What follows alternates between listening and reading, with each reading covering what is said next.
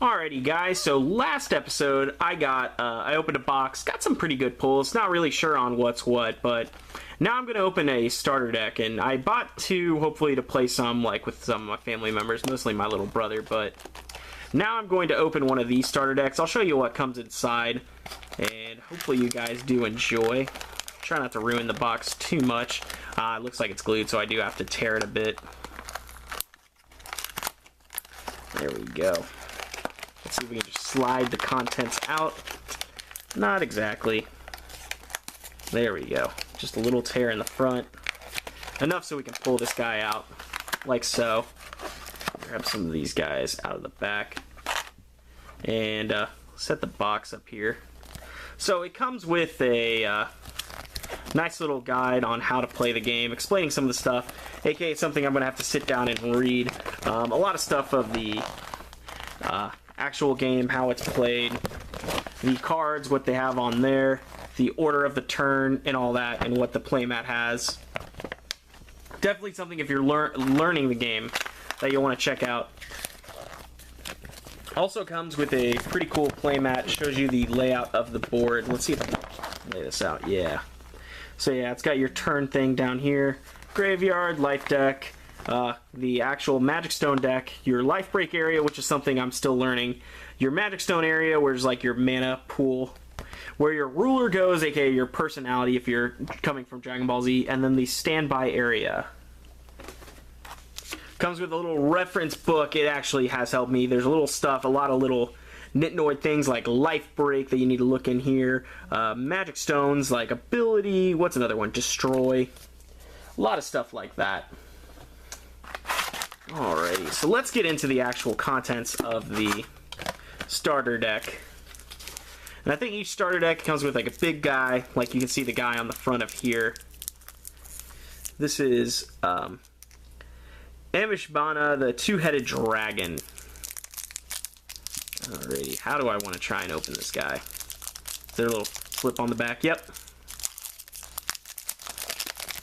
Let's slide out our cards. Again, any of the bigger name stuff, like any of the foils, the J-Ruler and stuff, I'm going to put in a sleeve. So there's this guy.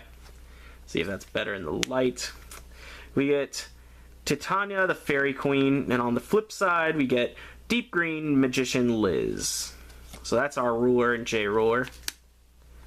Let's see, Forbidden Fruit. There's another reference to the Bible. Spriggan the Treasure Watcher, or Treasure Watch. Two of those guys. So these are the guys I'm going to sleeve up real quick for you, and then we'll go through the contents of the starter deck. And there we go. The big guy of our box, or of our starter deck. Our J-Ruler over here. I love the J-Rulers. I love the concept of it, especially since you get a nice non-foil side. You flip over when you activate, and oh, shiny, oh, super cool. Oh, that glare is god-awful. Forbidden Fruit, which looks to be a spell. Yeah, a trigger spell. Let's see. And we get two of these. Let's see. Spriggan the Treasure Watch. So let's put the big guys. Land these out, and then there's our big guys from the starter deck. So let's go through. We get some little guardians. Yigativani, or whatever the name is, the Guardian of Green Branch. 4 of those. Elvish Patrol Soldier. Jungle Hunter. Elvish Berserker. Forest Guard. Ramble Tree. Magic Sucker. Beetle. Deep Forest of Elves. Oaken Bow, 2 of those. Synchro Jamming, getting into some spells. Elvish Reinforcements, yeah, these are spells. And then here's our Stones of Wind. Okay, so as I said before, you get your wind stones over here. You have your own deck of those. Little things I do know about the game. So each card, they have an attack and defense value, kind of like Yu-Gi-Oh! In the sense they have effects that go on right here. They have a cost like Magic. Let's see if that'll focus on that. It should be there's a 1 here. So you got to pay 2 of these, the Leaf, the Wind, plus another 1 to play this guy. So like if we go through, yeah, this guy right here, he is just a straight up 1, ooh, I'm gonna drop 1. He's a straight up, just pay 1 force and you can play him into play. That's why he's weaker. 200, 200, and basically no effect. And basically that's what we get from the starter deck. So let's see what some of the main guys do. So let's see what the J Ruler does. Alrighty. So you pay 2 greens to J activate while you have 3 resonators on the field. Let's see, there's the glare off of that. Each player reveals the top card of their main deck continuous. So at all times with this face up, each player will know what's coming in their deck. To activate, you can tap her and discard a card from your hand to draw a card from your main deck. So kind of like, you know, milling through your deck to try and get some better cards. And then when you J activate using the first effect, you flip over and you have this as your character. It says you may search up to 3 cards in your main deck, then shuffle your main deck and put the card you searched on top of the main deck in any order. So you basically take 3 cards, shuffle your deck, and then put the 3 cards you looked at in any order. You'll pay for the other effect, or that's when it enters. So as soon as you flip, you use that first effect. The other effect says activate, you pay 2 wins and 1 other color, and you reveal the top card of your main deck. You may summon it if it is a elf card. So she looks to work with elves. Looking at our big dragon guy right here. Let's see. If the that's a bad glare. If this card would deal battle damage to your opponent, it deals double the damage instead. So I think if you're attacking like a bigger monster, it does 16 to them. If you're attacking them directly, it does 16. So rather strong monster right there. Alrighty. Here's the Forbidden Fruit. Pay 0. You can activate this if you have no resonators in your field, and your opponent has 3 or more resonators in his. Search for a resonator with a total cost of 6 or more from your main deck and put in your hand. Then shuffle your main deck. So it's basically a search card. And then one of these big guys right here. Let's try and do it where we can read the effect well. Alrighty. When an addition in your field is destroyed, you may put this card from your hand onto the field. So basically from your hand, some addition gets destroyed. This comes into play for free. Additions in your area cannot be targeted by your opponent's spells or abilities. So helps you keep the attached cards. So let's see if we have any big attached cards here.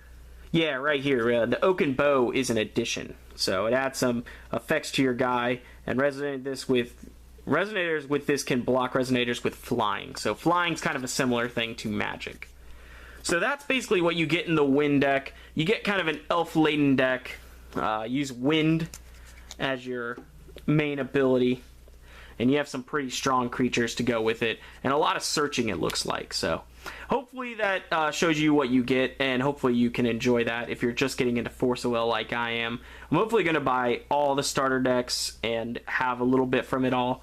But as of right now, this is what I got. So thank you guys so much for tuning in. You like the video, you want to see more of these starter decks, leave a like or rating. 1 more to go, so tune in for next week, and we'll have the blue starter deck open for you all to see. So thank you guys so much for tuning in. This is the UFC Wildcat, signing out. Alrighty, guys, last Force of Will opening for the foreseeable future, or not foreseeable, but for the next few weeks. I want to get some more Dragon Ball Z in. That's my main card game, but I wanted to open some Force of Will, some stuff I bought. Wanted to show it off for you guys. So the last thing I've got for you here is the blue, the water starter deck with the Royal Palace of Roaring Seas. Gonna open this guy up. The last one we saw, we had to kind of finagle it a bit. I'm pulling up the plastic on this one, so there we go. Not on the plastic this time. Yeah, this guy's gonna get a little more open than the last one. Oh yeah, for sure, just rip the actual top of it. We went over the contents of the actual starter decks the last time. The little player's guide, the playmat, and then the reference book for those new to the game.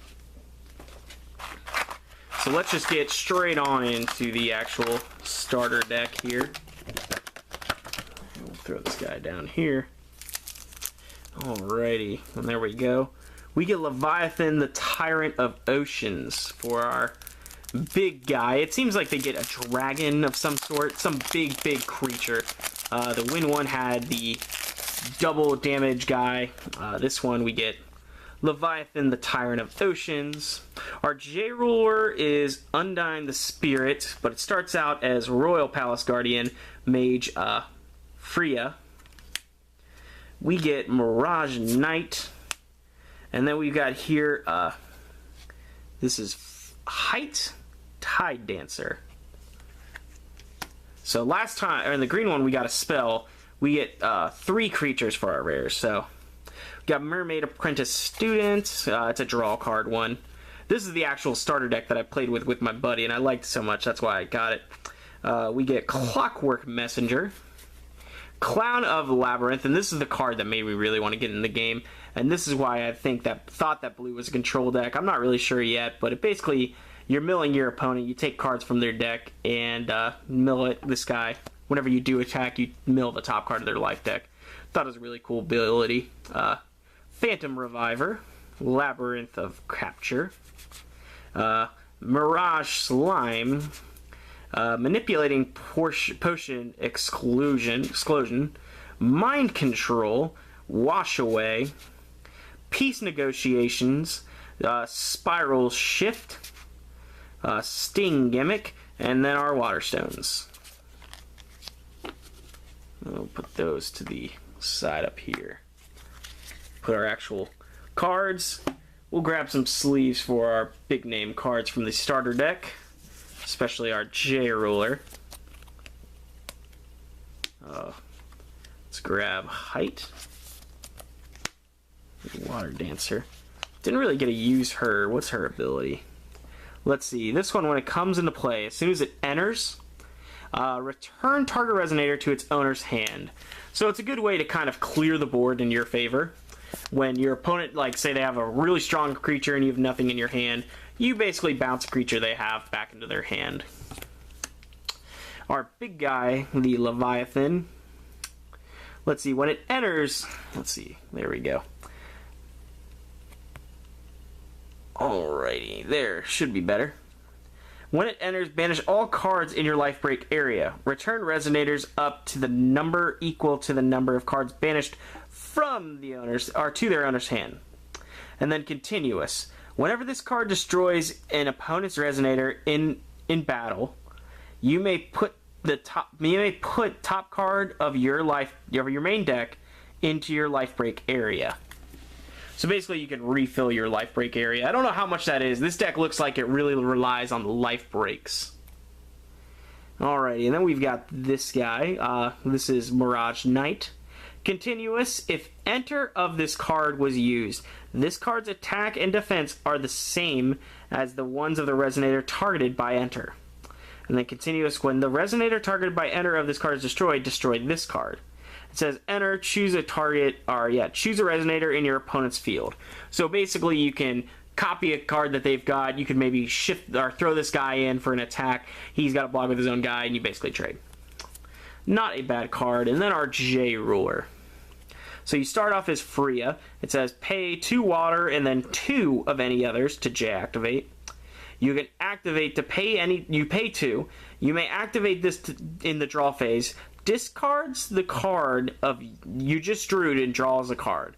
So during your draw phase, you draw a card, you activate this, you basically draw a new card. You can tap to activate this. Target resonator cannot be targeted by spells or abilities until the end of the turn. So not bad. Then once you J-activate, you become Undyne the Spirit. It says enter, return target 2 resonators to their owner's hand, so you can clear their board. Activate by tapping. Target resonator cannot be targeted by spells or abilities until the end of the turn. Then you've got activate, discard 2 cards from your hand. So you got to discard 2 cards to activate this ability. Put Leviathan, the Tyrant of, what is it? Tyrant of, it's a little small for me, of Ocean. I don't know why I thought it was anything different. Put the Leviathan of Tyrant of the Ocean into the field. this triggers the activate ability that he has. So again, you can throw everybody back into the hands with the Leviathan, or break through your life area.